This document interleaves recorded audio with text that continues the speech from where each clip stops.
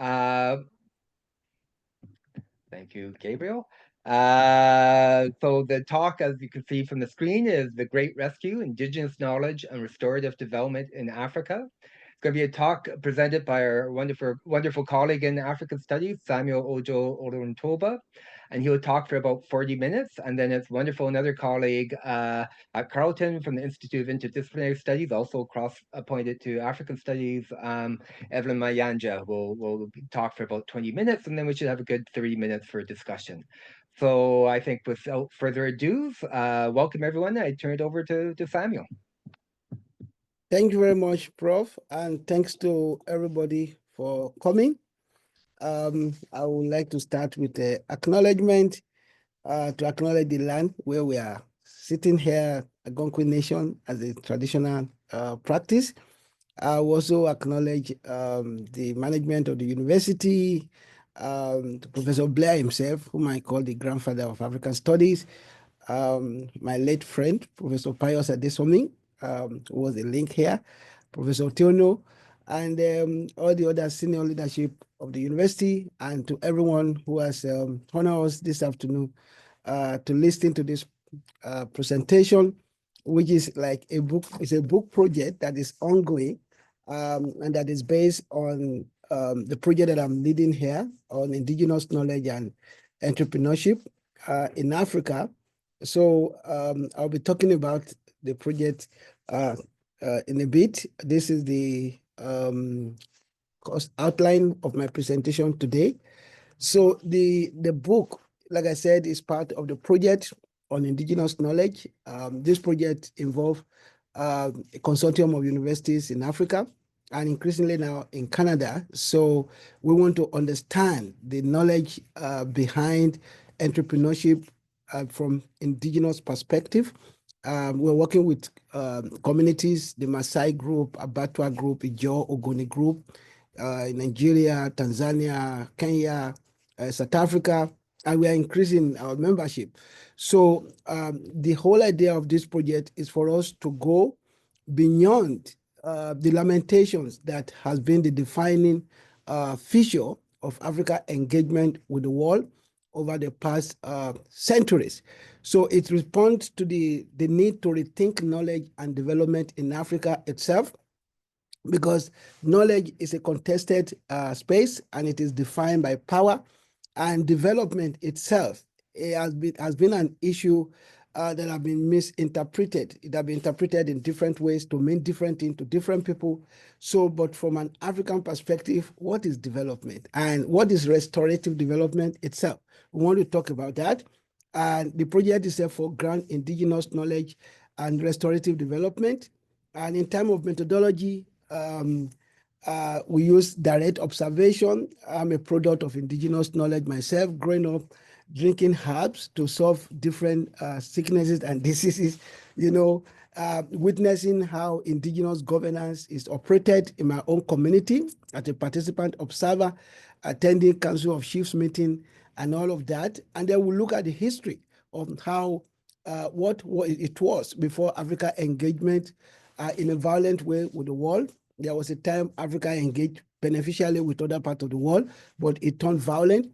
And then we'll look at the case studies of how indigenous knowledge have been used and they are still being used today, and how we need to amplify that as a matter of fact. So when you say the Great Rescue, which is the prefix for this book project, what are you rescuing yourself from, and from who are you rescuing yourself? So the first is the peripheralization of Africa. As we can see from this graph near me here, Africa is the least in terms of contribution to global trade, global production, and global innovation. And that has its roots in some of the things I'll be talking about today. We want to look at the internal contradictions within. Samuel, your mic went off. Can you turn your mic on, please? Okay. Are you hearing me now? Yep. Okay, thank you. So have I been talking before, or I'm just starting afresh? Oh, no, just like 10 seconds we missed. Oh, thank you very much. So who are we rescuing ourselves from? We are rescuing ourselves from the current condition that we are as Africans. We are rescuing ourselves from the peripheralization of Africa in terms of contribution to global knowledge, in terms of contribution to the global economy. And we are rescuing ourselves from the internal contradictions that face the continent. As a matter of fact, because having lost our knowledge system, we more or less ape ourselves, giving, taking knowledge, being dictated to from different regions of the world, incidences and situations that I think have really affected our sense of worth, and our wealth as well. Look at what is happening in DRC Congo, Sudan, religious extremism in different parts of the continent. So we're going to rescue ourselves. We believe indigenous knowledge is needed to rescue us from the global matrix of power, what the colonial scholars call the coloniality of being, coloniality of knowledge, and coloniality of power. We also want to look at how indigenous knowledge, even in terms of methodology and theory, we need to look at how what has been and what it is, and how do we go from here. So we need to rescue ourselves from values. We are increasingly losing our community-based, value system, to individualism.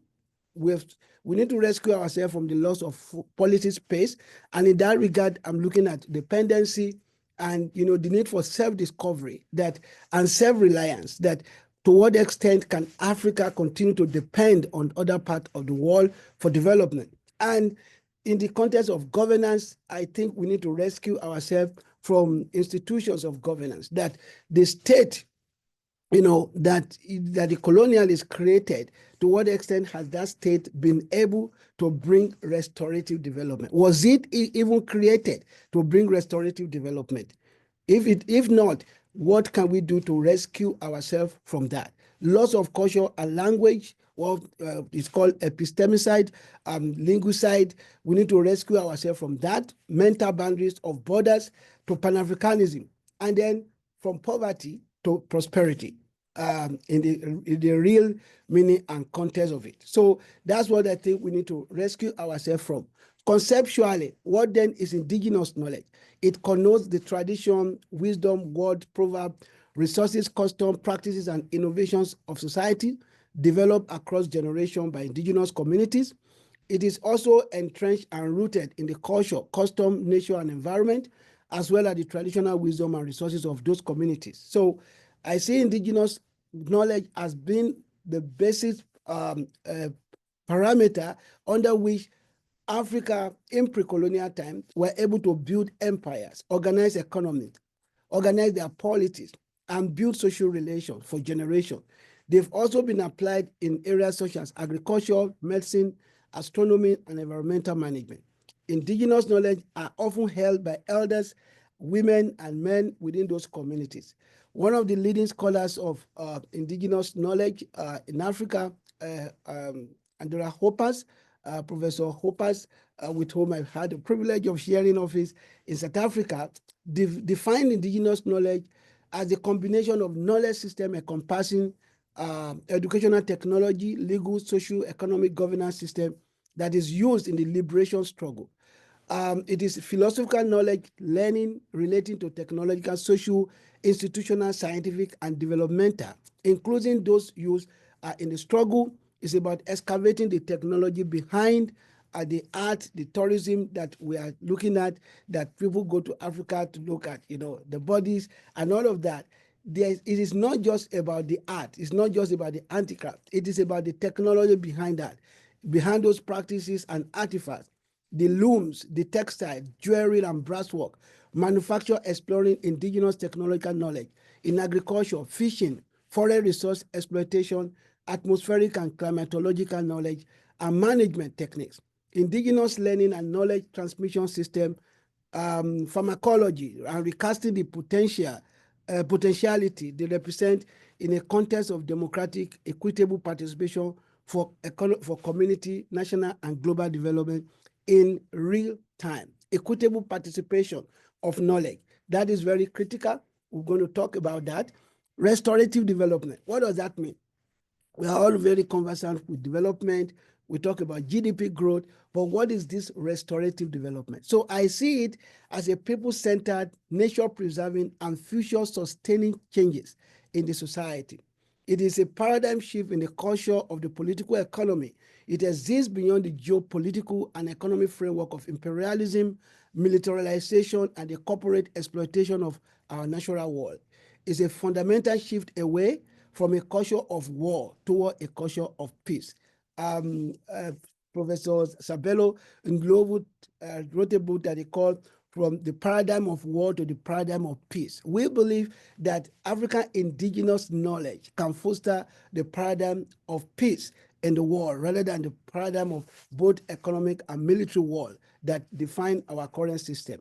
It is based on an African-centered epistemology of development, such like Samia Me talk about the linking equal development on the continent. It transcends what I call the fetishism of gross domestic product and extractive accumulation that underpins capitalist development. It encompasses human-centered approaches to the advancement of society, what Amartya Sen called the capability approach to development beyond development just for the sake of it is restorative in nature. It ensures voice and it ensures the dignity of the human. And it focuses on sustainability, resilience, and preservation of nature. So I look in this book project, I look at the contested ideas about knowledge given the fact that African experiences with other parts of the world, especially the West, has denied the negated the existence of African knowledge, variously described as native, primitive, and unscientific, because we are told because they are not written down, they are not valid as a source of knowledge.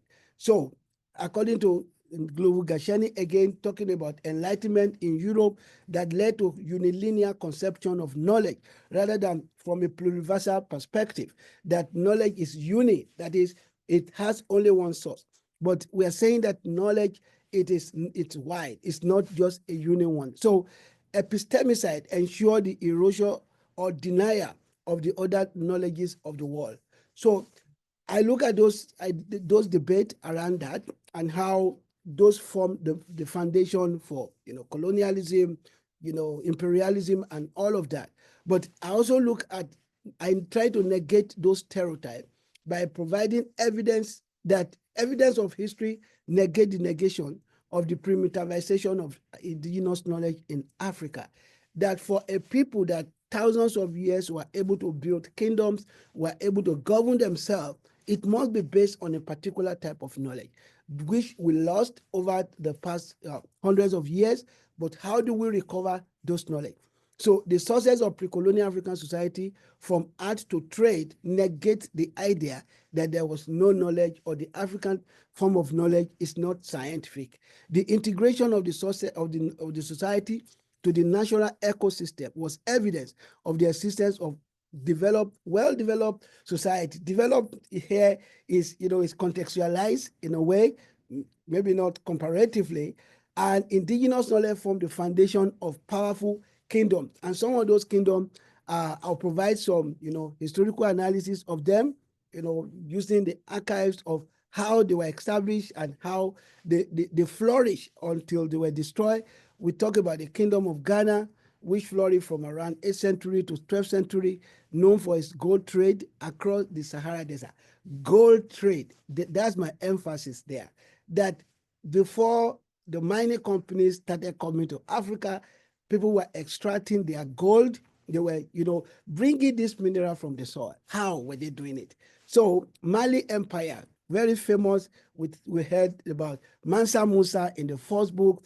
Reached its peak between 13th and 14th century, known for its wealth under like Mansa Musa and all of that, where we can discuss whether slavery and all of that contributed to that. But the point, the argument, the core thesis here is that there was a knowledge, and that knowledge was put into use to build those kingdoms.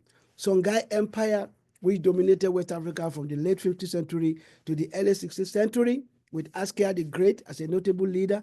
The Great Zimbabwe Empire, we heard of that. The Kingdom of Axum in Ethiopia and Eritrea, Kingdom of Kush, centered in present-day Sudan, with power spanning from around 1000 BC. Kingdom of Benin in modern-day Nigeria, known for its intricate bronze corpus, until 1897 when the British destroyed that. So these are some of the relics, the ruins of these kingdoms, of this empire. And you can see the bronze sculpture from Ife, from Benin, that they were developed based on those knowledge. So what are the historical contexts of indigenous knowledge and restorative development in Africa? In pre-colonial system, indigenous knowledge, as we have just seen, were used for governance, they were used for resource management, they were used for conflict resolution, and they were defined. Those kingdoms that we talk about, we have decentralized power structure, we have centralized system, we have decentralized system based on the knowledge of the people, decision making through consensus, and a strong emphasis on community participation with deep connection to the land, with elders and spiritual leaders playing key role in that process. So we see that the colonialism led to the disruption of this knowledge system because it wasn't considered very useful in the colonial project, and so it was sidelined, it was otherized, and relegated. Colonial education itself, you can see the book there, The Miseducation of the Negro, and by Claude Ake, the social science as imperialism. So the colonial education, the curriculum system was such that the indigenous knowledge was not factored in.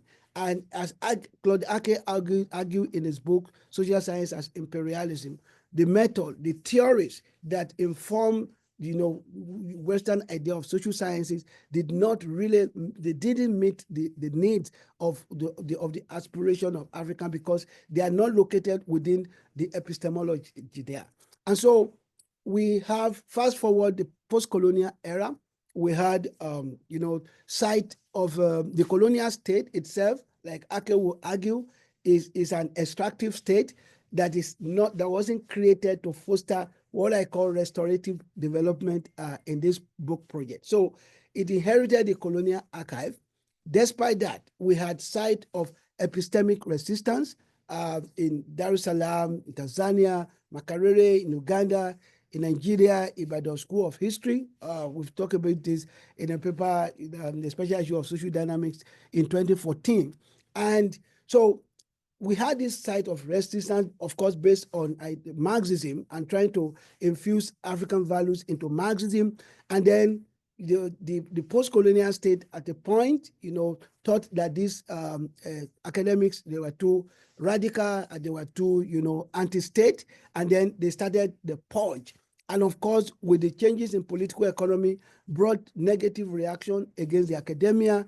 The SAP, which is one of the worst economic programs that was imposed on the continent at the point, led to defunding of education. And of course, more than maybe 15 years, 20 years after SAP was introduced, the World Bank and the IMF admitted that it was not properly fit for the continent, and maybe it was too rushed. The rush is so much, and so the reform affected the organization of tertiary education in particular on the continent. Like Mahmoud Mamdani in his book, Scholars in the Marketplace, using the case of Makerere, how the anti-state, the reaction against the academia led to the defunding of the university, and scholars can barely survive on the salary. They have to go into consultancy and all of that. So we see that despite the fact that there was an initial attempt to reject, to reassert, and to foreground African knowledge system, in the post-colonial state, it soon fizzled away until what we have today. So various theories were used, and we look at those theories, from modernization to dependency, which again we receive from elsewhere. But there's a fusion of African idea within, people like Claude Ake, people like Wandada, people like Samiami, African scholars. But they base their analysis on, Marxism and Latin America dependentia school. And what we have today, neoliberalism, the hegemony of neoliberal idea, that the university itself, rather than serving the society as an institution, as a public good, is now being tailored toward profit making and accumulation. Of course, this is not limited to Africa. We are witnessing it everywhere in the world. So we see it a kind of, it's a situation where the ideas, the theory that inform research, they want geared toward the idea of neoliberal economics, where we have growth without development, like the Sears who said long ago, we had what we witness in Africa is there are incidences of growth without development, where we have GDP growing but little impact on human development, like maternal mortality, infant mortality, and all of that. So this require what Emmanuel Wallerstein talked about, unthinking social sciences, that we need to unthink what we have received as well. And then bringing about, following on that with decolonial thought about decolonization. Of course, my wonderful brother in Cornell said he's against decolonization in a way, and I asked him, what do you mean by that? So we have those various schools, but decolonial school of thought made us to know that indeed, even though colonialism has ended officially, we're still seeing, the continuity of that in the coloniality of knowledge, coloniality of power, and then coloniality of being. So that this background provided a kind of an impetus for us to say we'll be reacting to the various ideas from elsewhere over all these years, and we've adopted these various ideas, this knowledge system in economics, in knowledge, but they've not really helped us. So we are asking for a new idea. And in a paper, in a chapter of a book that I published with Zainab Olaiton, I think last year or 2 years ago, we said Africa need to move beyond reaction and intentionally foreground our indigenous knowledge system in our economic life, in our social life, in our political life, in our governance, and all of that. That there's a need for us to rethink the grammar of economic development. For instance, when you talk today in Africa, you talk about formal economic and informal economic. And last year, I think I was in a class teaching a course on African socialism and versus capitalism. And it just dawned on me that why did we even use this grammar? Why do we have this, binary of formal and informal? Given the fact that majority of the population in several countries, they base their livelihood on what we call informal. Why don't we, that the grammar, which is coming from a particular knowledge system, has helped us, has kept us in that realm. That why do we, somebody selling, pap or selling bean cake, who, because of that economic activity, was able to train his or her children to school, and we come back to say that is an informal. What make it informal? Is the naira or the shilling from that economic system? Is it informal in nature? So that we need to critique this whole idea of the grammar of economy. And Zainab again wrote a policy brief around that, which is available on the website of the Africa Indigenous Knowledge Research Network. So utility maximization or welfare. So we need to rethink our economic system, whether it is focused on utility maximization, just for the benefit of the few or for the welfare of the majority of the people.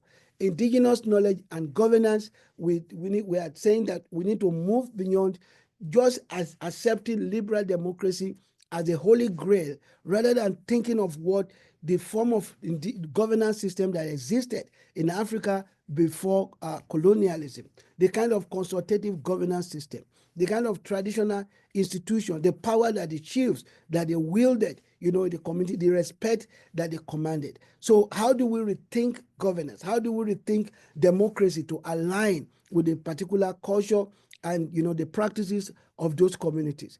Indigenous knowledge and climate change, that beyond what, given the crisis that is on us, of course, some are denying it, that indigenous knowledge has been used and can be used to address the ongoing crisis of climate change.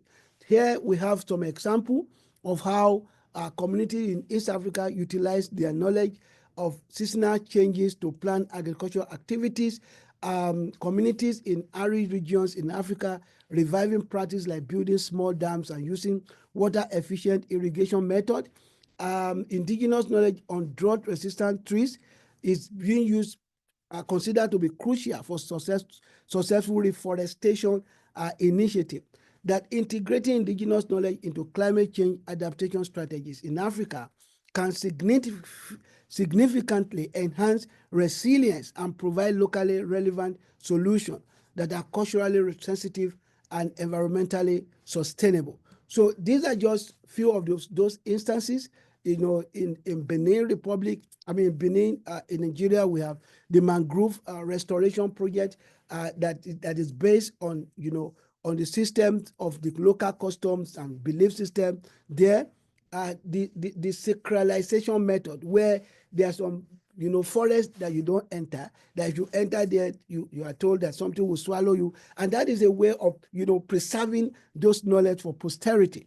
Pre-modern forest conservation in southern Nigeria, traditional practices such as sacred groves and community managed forests have historically contributed to biodiversity. So I'm just using this as an example for climate change adaptation, that we have indigenous knowledge resources that can be used, and we're going to be putting that into this book in terms of agriculture, Central African indigenous farming technique, like traditional farming method, crop rotation, and intercropping, have been utilized to maintain soil fertility and ensure food security on the continent. Healthcare, traditional medicine practices, the use of medicinal plants and traditional healing practices, which continue to play a vital role in primary healthcare across Africa. So what I've realized about African indigenous knowledge is, despite the onslaught of the negation, the denialism around it, it has manifested a lot of resilience. It has continued to resist the complete eradication. People still engage with this form of knowledge, but how do we scale them up? How do we ensure that they are not just at that micro level, but they can be applied in a macro way? So, of course, applying indigenous knowledge, they are not without challenges. One of them, the globalization and cultural homogenization. That given the globalized environment, as I'm talking now, some people will say, oh, I thought he said he's a Christian. Somebody once told me that. I thought you said you're a Christian. What are you doing with indigenous knowledge? Well, I said that is a misunderstanding of what belief should be. You are born into a particular cultural system, and you grew up there, like I said, growing up using herbs. You don't want to now say that because of religion, you are not going to do that. I travel home to Nigeria. A few years ago, I was having stomach pain. I bought, Orthodox medicine. It didn't work for me. And I asked them, I remember there's a herb that I used to use when I was young. Can you get it for me? And they got it for me. I took it, and then I was okay. So, and those things, they are still there. They are still useful. So, but how do we manage the globalization and cultural homogenization of knowledge, of what is considered to be scientific? So I'll be looking at that in this book, Coloniality of Knowledge, which is pervasive even in our university system, that, the way we measure our productivity, we just say, if you have not published in international journals, you have not, you are not scientific, you are not a good scholar. And so Zainab again and I were looking at a paper called What Really Constitutes this International as well. So, coloniality of knowledge, that's a key issue, a challenge that the post-colonial state in Africa we need to grapple with in, bringing, recentering indigenous knowledge in our development process. Policy and institutional gaps, they are there. The knowledge must inform policy. Intellectual property challenges. How do you ensure that the knowledge is not taken over by big multinational companies, and all of that? We need to look at that. Generational gap, young people who are disconnected from their local knowledge and knowledge leaders who cannot even speak their language. Some of the have talking about, traditional medicine, for instance, you need to know how to speak your language to be able to get those, to even know the meaning of those leaves and the herbs and what they can do. So this is a big gap. linguistic barrier. It's a big gap. Some people take pride in the fact that they cannot speak their local language. They think they are sophisticated, but that to me is a critical challenge. So these are some of the challenges affecting the utilization of indigenous knowledge on the continent. So now, what are the pathways? First, I would say decolonization of the state and educational institution, starting with language, as I've mentioned earlier on. And Ngugi wa Thiong'o has been very insistent on this, that, we got to decolonize the mind, and the starting point is the language. Advocacy for the inclusion of indigenous knowledge in development plans and educational curricula.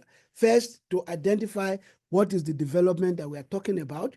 And once we understand that this development is not just based on GDP, it's not just based on export, very important as it is, but it is about understanding the value of life itself. It's about foregrounding humanity at the center of this development. Community engagement emphasize the importance of empowering local communities to lead development initiatives. Part of the project from which this book is coming out is, funded by the Mastercard Foundation. Like I mentioned earlier on, we are co-creating knowledge with the communities. What do you constitute development? What do you want? What do you constitute entrepreneurship? So we are foregrounding their voices, not just that, oh, you are a university professor somewhere, this is what you need, or you are from IMF or World Bank, this is what you need. No, we want to foreground the agency of the communities in all of this. So it's a critical pathway for fostering indigenous knowledge in Africa. Partnership, encouraging collaboration between indigenous communities, government, and international organizations to support restorative development. Technology integration, explore how modern technology can be leveraged to document, preserve, and adapt indigenous knowledge for contemporary challenges. Because one of the key issues, as we are finding out also from this project, is the fact that those knowledges are there and they are not preserved. I travel home, I had toothache, and somebody who used a particular medicine for my mom before, when she was having the same problem, said, can you talk to this person? He said the person has died, and the knowledge has died with that person. So we need to use technology integration. We need to preserve the various knowledges, not just in herbal medicine or climate change, agriculture, in different ways, to ensure that this knowledge are kept for the generations to come. So the Great Rescue, in conclusion, is about indigenous knowledge play vital role in restorative development in Africa, and there's a need for multi-stakeholder engagement to tap into the opportunities provided by indigenous knowledge.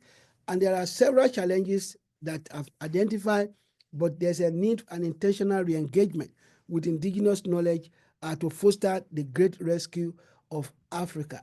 So the book, like I said, we're working on it. This is the chapter outline. I will appreciate, some responses, some advice on how to make the book, to address some of the problems we've identified.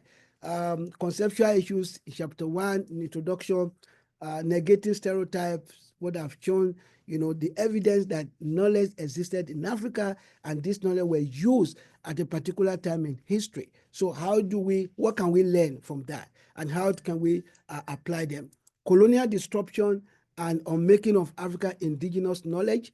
Here we are, the post-colonial state and the crisis of knowledge production on restorative development, and then beyond reaction using indigenous knowledge. And then I'll provide case studies of indigenous knowledge and restorative development.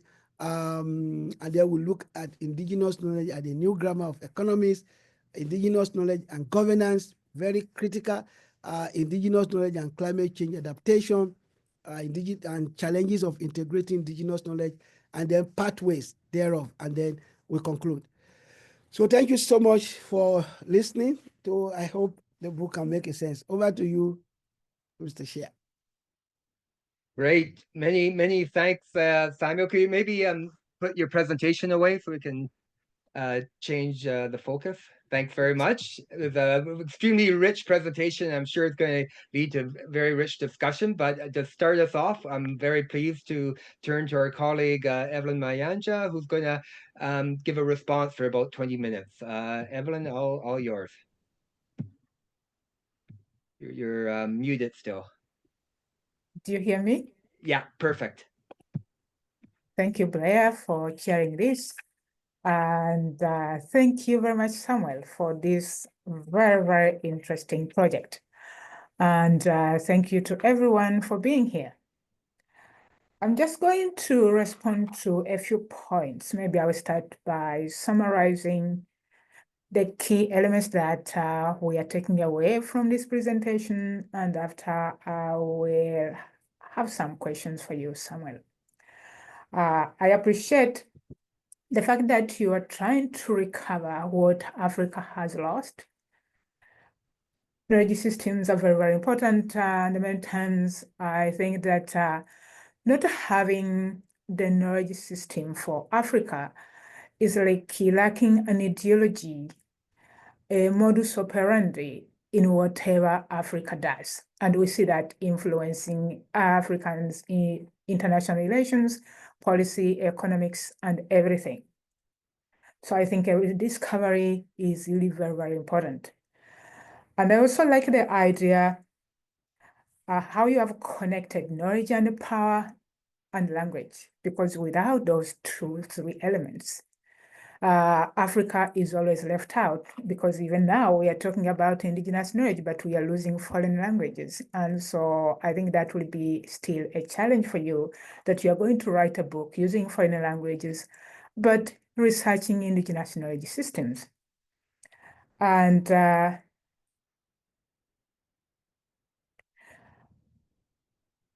need for amplifying African knowledge systems, I think that is very, very important. But the question is, who knows that African knowledge systems, especially today when we consider that many of all the people are passing and that knowledge has not been recorded in many places. I take the example of some of the African students I teach here and across the continent of Africa. They do not know that knowledge, and they don't even want to look back at that knowledge. So how are you going to amplify it? And who will benefit from this book is what is lingering in my brain. And of course, it is very important still, considering how Africa has always put on the peripheral. And I remember the recent discourse nowadays where Mr. Trump did not invite any African head of state because he says, oh, they're almost useless. And maybe he has a point, because he knows that Africans are afraid to take care of themselves. They don't know what they want. They don't have knowledge systems, etc. So rediscovery and amplification will be very, very important. And you have also highlighted the issue that we are operating in the capitalist world order. So then, how is African indigenous knowledge systems going to make sense in this capitalist world order, where, because of that influence, even African heads of state who are supposed to represent the African people, they do not know African indigenous knowledge, but they also struggle with the African world order. Take the example how many African heads of state have been visiting different capitals where they're invited by one head of state, and you find 54, 58, 48 heads of state. They all take their planes and go to meet that one single leader. So how are we to address this capitalist world order where, whether we like it or not, Africa remains always at the peripheral? The issue of indigenous communities, yeah, it is very, very important. And today I wonder, where are those indigenous communities? Again, considering the influence of modernity, globalization. Inclusion is very, very important of communities, the element that you have underlined. And all that I think you need to rescue knowledge, but also rescuing communities so that they rediscover themselves and they rediscover their identities, because they cannot contribute or even the knowledge that you would contribute might not make sense until when Africans have rediscovered themselves to know who they are, to come away from that fracture that was created by colonialism. And I think without first doing that rediscovery and the search into what was lost, we risk looking at your project as what Mazrui calls romantic gloriana, that you are glorifying African indigenous knowledge, but its practicality remains questionable. And I like the definition that you have given of African indigenous knowledge systems, but I'm still struggling with understanding what is indigeneity as far as Africa is concerned, especially when we consider the fact that there's a lot of migration that has taken place across the continent. And so then who is indigenous, who is non-indigenous? And you can bring that into the context that we are addressing today of the conflict and the violence going on in the DRC, where, for example, the Tutsi consider themselves indigenous to Eastern Congo. Yet the local people, they say, no, you just came back in the 1950s when the Tutsi migrated across Africa's Great Lakes region. So then how do you define indigeneity? Who is indigenous? And in which location? Which space? And the issue of development, you have quoted Samuel Amin, very, very important, and he was grappling with the same issues. And I was trying to think about that development in terms of, for example, Africa's trade agreement or the African Union and all the policies that they make. How comes even the entire African Union has not rediscovered the value of indigeneity? And how can that, the indigeneity then become part of, for example, the African Free Trade Agreement? Keeping in mind that even the agreement or development and the economics across the continent is also operating within this capitalist world order. And I also like the idea that you have talked about the contested ideas, and those are many. You have given us some examples. But I want to underline the issue of sustainability, because without sustainability, there is no development. But really, when it comes to knowledge, what should be sustainable? Because we know that some of the knowledge that we have across the continent maybe is outdated or does not contribute to people's well-being. And that brought me also to thinking about power, who controls knowledge and who controls the education that is being given in Africa's university. Today, you find that almost all institutions of learning have been politicized. And so if we are following this Eurocentric approach to knowledge, control, and the power over the institutions, how will they accept African indigenous knowledge systems? Because I'm arguing so much for this reinforcement to ensure that the knowledge that you will produce will not remain on bookshelves. We have produced a lot of that kind of knowledge, and you wonder who is benefiting from that. You have pointed out the need for communities, and I'm still grappling with it. Then, if we are to work for these communities, how are they going to read the book that we produce in English or French or whatever? Maybe it is high time to think about translating knowledge into local languages, if it is to make sense for the local people, so that then they can even start calling their leaders to account. The historical context. I appreciate the issue of epistemic resistance, but then again, you find that that fracturing is still there, as Ngugi wa Thiong'o highlights, in decolonizing knowledge, decolonizing language, etc. But you also find that we are still grappling with the issue of orality, that most of the knowledge we have across the continent remains oral. So maybe it is there's also need to research or to rediscover what is buried into orality. The theories that you have suggested are I would appreciate to see more theories that are developed from within the indigenous knowledge systems. So that then you don't reinforce what you are critiquing, because an ideology has also to be rooted within that context.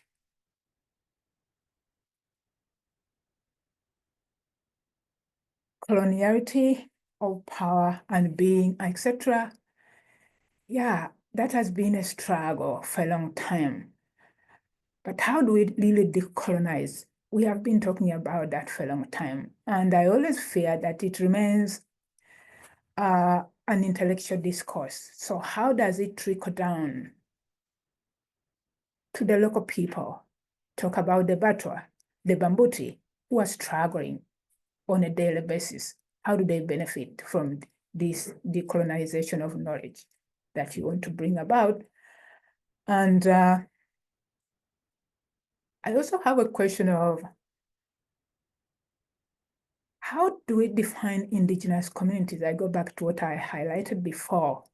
Where do they exist? How do they know about the knowledge that you are producing? And how will you ensure that they become part and parcel of this knowledge, that it also works toward their emancipation, toward their peace and security, as you have noted?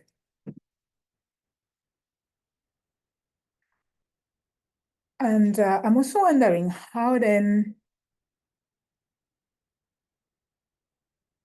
do you bring the university to the grassroots? How do you bring the library to the grassroots? In that way, then indigenous knowledge will not remain only in the towers of the university, but it will become part and parcel of Africa's politics, economics, and development. Thank you.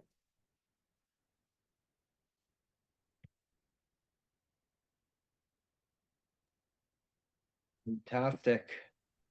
Many, many thanks, Evelyn.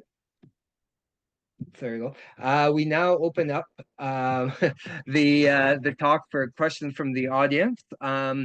You can raise your hand and I'll ask you a question, or just as you know, this is being recorded. So if you don't want to be recorded in the recording, you could send your question in the discussion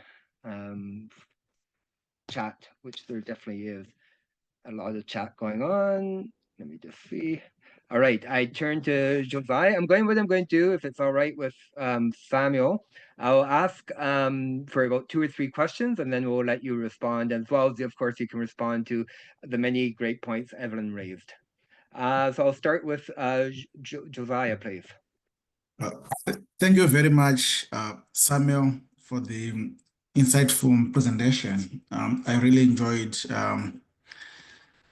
how you presented your idea of the book. So I have many comments and questions, but I'm just going to address 2, then allow you to respond. The first one is, should we continue thinking around the idea of development itself within the African context?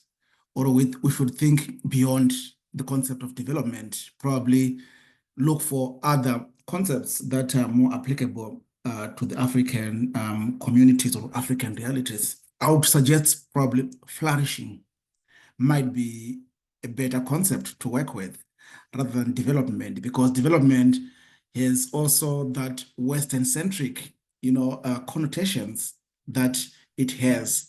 And so I've been thinking around the idea of should we continue even using some of these terms such as development that might not necessarily have meaning within the context that we are researching or that we're talking about.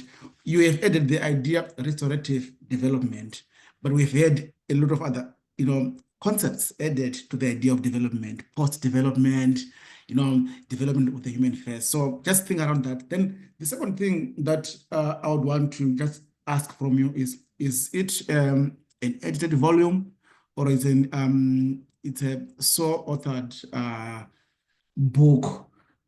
Just kind of know where you, how you are planning to write this book. Thank you, Samuel. Thank you, Blair. Many thanks, Josiah. I'm going to take a question from Ebenezer, and then we'll let Samuel respond, and then we'll go to the next round of questions. Ebenezer, please. Just unmute yourself there.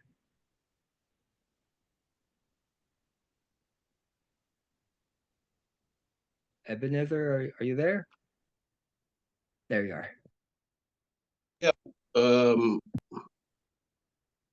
Okay. Thank you for the opportunity to contribute, and kudos to Professor Lauren Toba for the presentation and for the project. I also want to say give commendations to the Professor Namula for contributions as well. My question is around the thought of this project and by extension, the whole agenda of decolonization.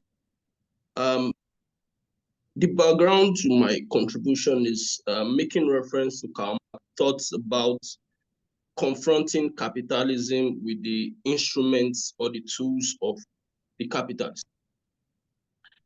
At the end of decolonization, in my action, president of British Educational Research mentioned that confronting colonialism and its impact can be done better through the agencies of colonization, and more particularly through the colonial state and its successor, the new colonial state.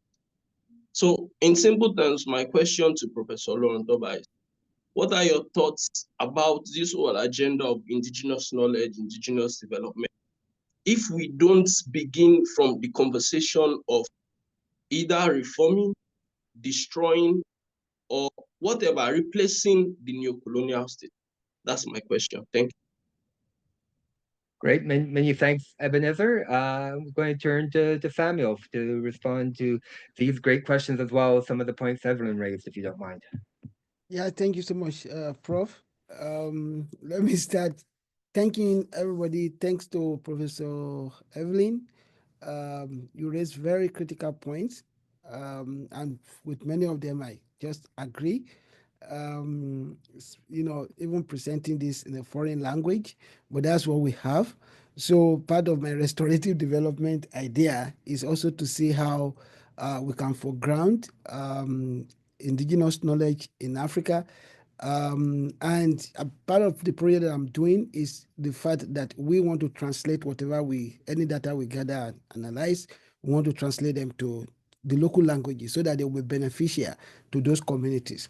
And we also grapple with the idea of indigeneity in Africa. In fact, when I started this project in 2021, that's one of the main things that we are saying, and that who is indigenous to Africa, who is not indigenous. So, but we try to escape that by, for the people we are focusing on marginalized communities. Of course, several communities in Africa, we still claim that they are marginalized, but I just believe Africans, people who reside on the continent or even in the diaspora. I work on Pan-Africanism. I still believe people in diaspora, they are also Africans. And some say we are essentializing. So we define African indigenous knowledge as a knowledge system that is found on the continent or even by Africans in diaspora that can be used for the transformation of the continent. So it is, of course, there are debates around, like you said, many people came to Africa, North African people. There are folks who said North Africa should not be part of Pan-Africanism. The debate with, Mazuri and Wole Soyinka and all of that. But even in North Africa, there are knowledge that are indigenous to those environment, like the Amazigh people of Morocco, for instance. So we're talking about the general knowledge here that we can use, we can study, and then we can apply to the continent. I agree with you on the issue of the African Union. African Union is actually doing something around indigenous knowledge, but maybe they are not communicating that effectively. but they're doing something around that. They've given the right to the indigenous people in Kenya, for instance. They sue the state, and the African court rule in their favor. African Union Court, they rule in their favor, and they allowed, I think, the DRC as well, and Kenya, they now have this in their constitution as part of what I'm discovering from this project that we are doing. So um, my my response to that is yes, we need to go inside the communities more, to engage with them, to go to African archives themselves. That's why I cited Claude Ake, Samiami, and several other people, Nabudere, Africology, and all of that. We have those ideas right there in the archive that we can look at. To the question of why should we use development, I was being clever. That's why I use restorative development. I know we have theory of post-development theory from the 1990s that said development is a Western centric, but the fact is that when you are advancing, the whole idea of development is advancing, changes to progressive changes in the living conditions of the people. So, but I brought in the idea of restorative also to say, look, what we understand to be development today is not optimal, as it were, for everybody. That's why we have GDP grow, and then we still have poverty. We have GDP grow, and we still have diseases everywhere. So when we're looking about, I may not have a term for it now to substitute for development, but I'm just making do with the restorative word to define, to say, look, this type of approach is inclusive, is futuristic in orientation, it respect nature, respect the environment, and so that is my own response to that. It's a sole author book. It's not an edited book. We have different edited volume coming up. We will let you know about that. Yes, to Ebenezer, thank you. Yeah, well, the Marxists said the capitalist state will need to be destroyed, but I don't see that happening. That's why we're thinking that there's need for education to re-educate ourselves. I know the post-colonial state, like Claude Ake will argue, is a mimicry of the colonial state, and we see it in a statist form, autonomous, violent nature of the post-colonial state. But reforming it, maybe, but maybe I would suggest that when more people are sufficiently conscious about the limit of this state structure, we might begin to think of how various layers of the society, especially the traditional institutions that I talk about, may play more important role. Let me stop there. Great, thanks very much, Samuel. I'll take the next two questions, starting with Mustafa. Yeah. Hello, Prof. Thank you for the wonderful presentation. Can you hear me? Yes, sir. Okay, so thank you for the wonderful presentation. It is quite insightful. My question briefly is that when we talk about indigenous knowledge, in fact, we need indigenous knowledge to further the authentic originality, of African development. Because without indigenous knowledge, it is an epistemic foundation for political, social, economic, and every other aspect of human development. But my question now is that development history, I have a background in philosophy. Development history is anchored on philosophic principles and ideologies. Because if we look at the history of Western philosophy, it is founded upon indigenous knowledge of the West. When we talk about idealism, we think about Germany. When we talk about rationalism, we think about the French. When we talk about material dialect or materialism or dialectic or historical materialism, we think about the Soviet Union or the Russia. When we talk about Confucianism, we think about the Chinese.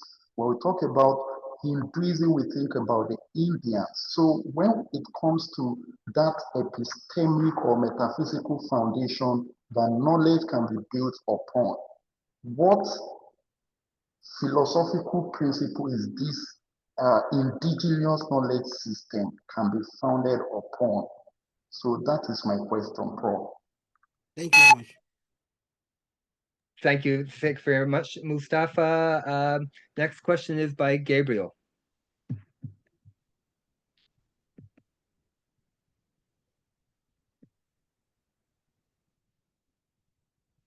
You are muted, Gabriel. Hi, can you hear me? Yeah, please. Hi. Thank you very much, Professor, for your presentation.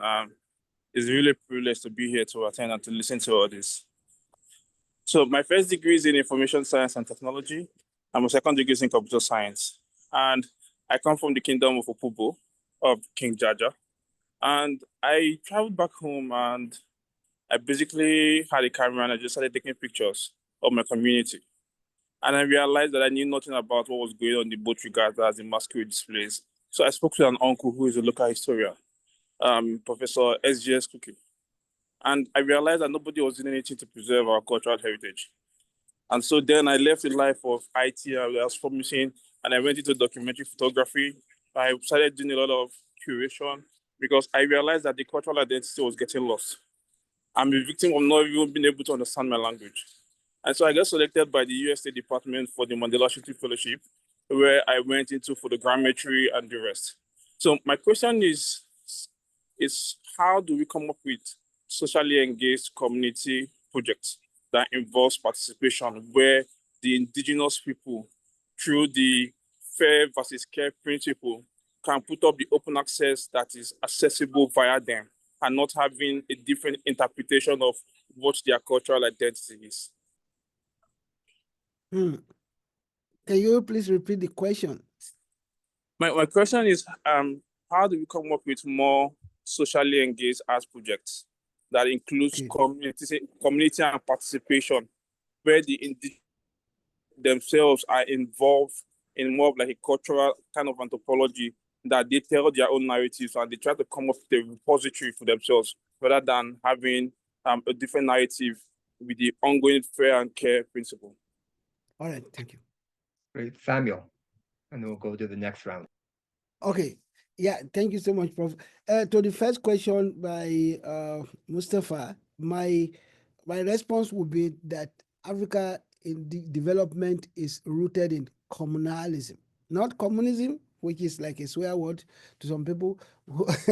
It's about communalism.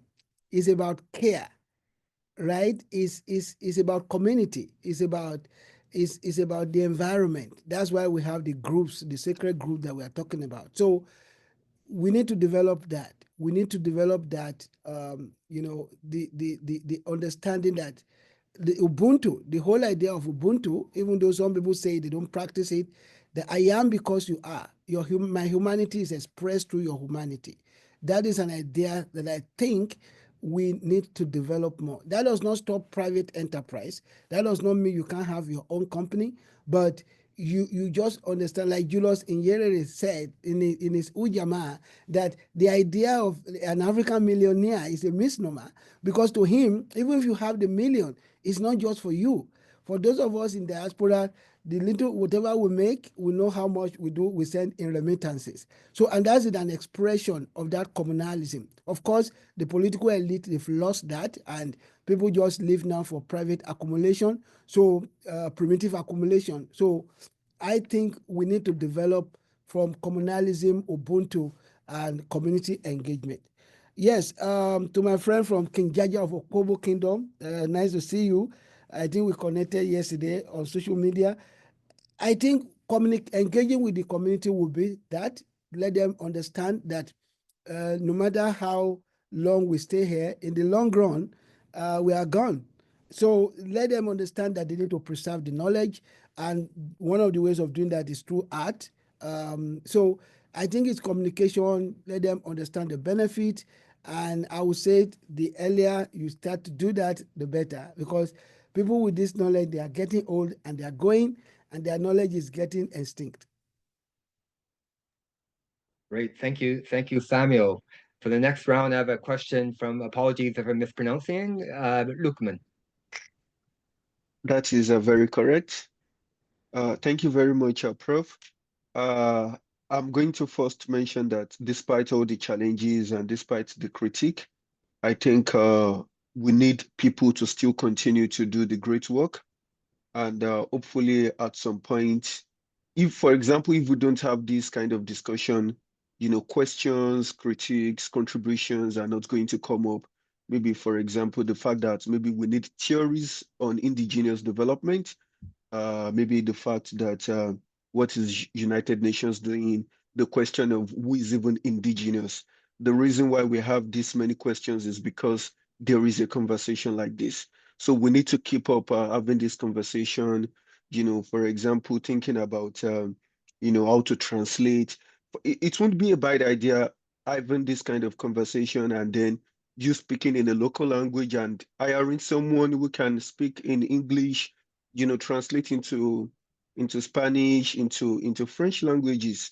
But I do agree that we need to start from somewhere, and hopefully for further conversations, we need to start seeing changes. That being my comment, I do have two questions. You mentioned in your presentation that Africa needs to move beyond reacting to development theories. And I'm wondering, do you find a disconnect? And what is this disconnect between decoloniality, which has its origin from Latin America dependency? Uh, do you find disconnection between that theory and indigenous knowledge system, which you are talking about? And what are those disconnections? Secondly, my question is, you also talked about agency in your presentation, and I'm wondering because my research is also about development studies and also about decolonization. So, and my observation is, for example, in Nigeria, the educational system is very colonial, very Eurocentric and Western based. And when we work with, even in some indigenous communities, I've done a project in an indigenous community in Ghana once. And my observation is even some indigenous people have imbibed modern and Western-based ideologies and ways of doing coloniality of being. So how do we do indigenous research when the people themselves already chose what is good for them? Because at that point, trying to manifest a kind of indigenous knowledge is also like trying to dominate or to colonize the people who even are residents of these so-called indigenous communities. So at the end of the day, there is a lot of conversation that still needs to go to the facts about what is an indigenous community, who is an indigenous person, and how do we work within the enclaves of respecting people's agencies and continuing on this kind of work? Thank you. Many thanks, Lukman. There's another question we'll take from Edward, please.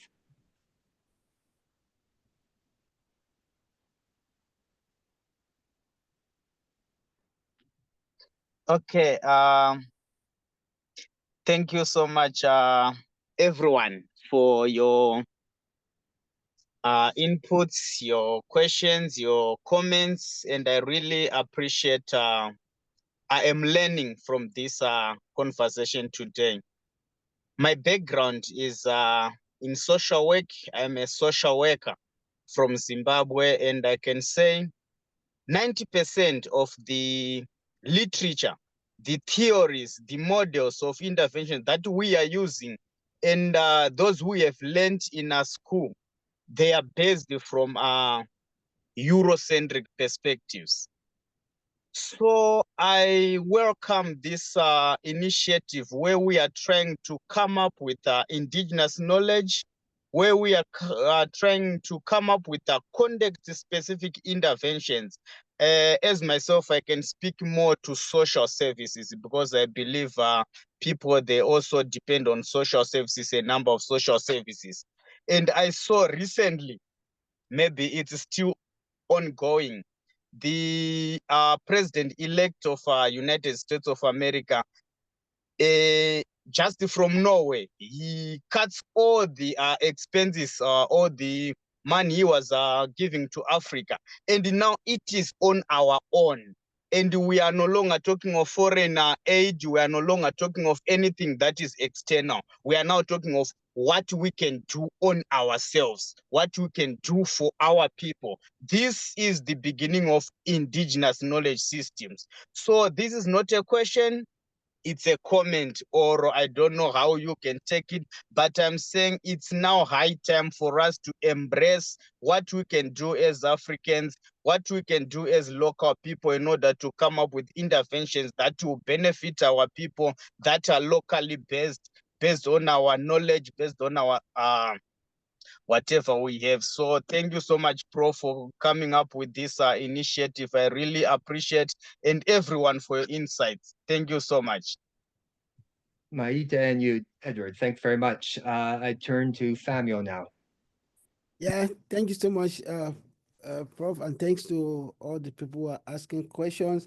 I appreciate the comment on the need to ensure that we don't reproduce oppression, domination. And in fact, a young lady from Botswana was asking me, like 2 weeks ago, that we said we are focusing on the youth, and she said, if you are collecting data about indigenous knowledge from the elders, and then your intervention empowerment program is for the youth, are you not reproducing oppression and domination? So that's a very insightful question, and that relates to your own. So we adopt the concept of co-creation in whatever we are doing. So it's consensus, it's based on consensus, it's based on co-creation. We're not going like with the cap of university scholars.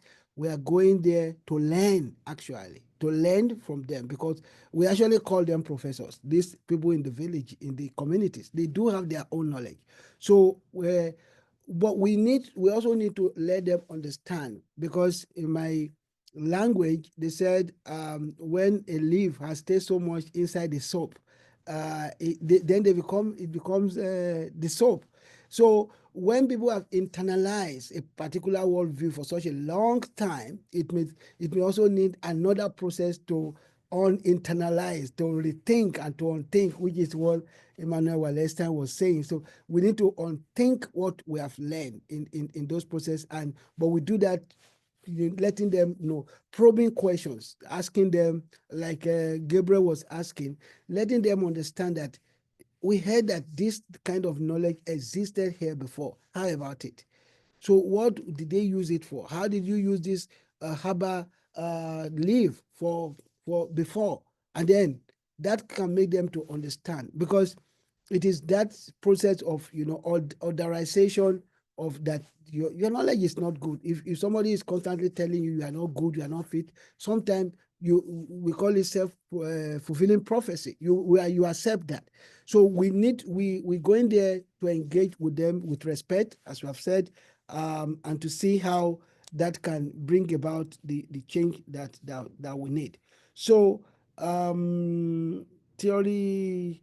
So the issue of, when I talk about reaction, I'm saying that we spend so much time defending, it was formerly modernization theory. We work from that to dependency theory, from there to neoliberalism, the structural adjustment program, and we spend so much time defending all of this and opposing.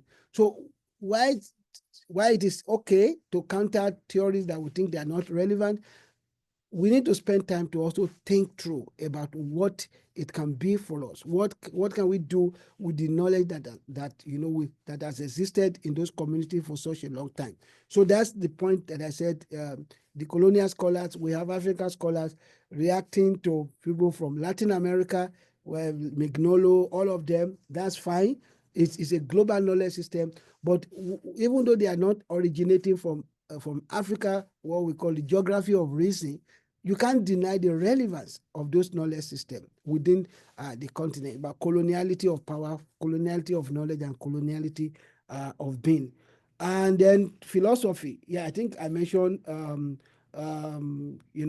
that we can actually look toward communalism as our own kind of, a development idea from Africa.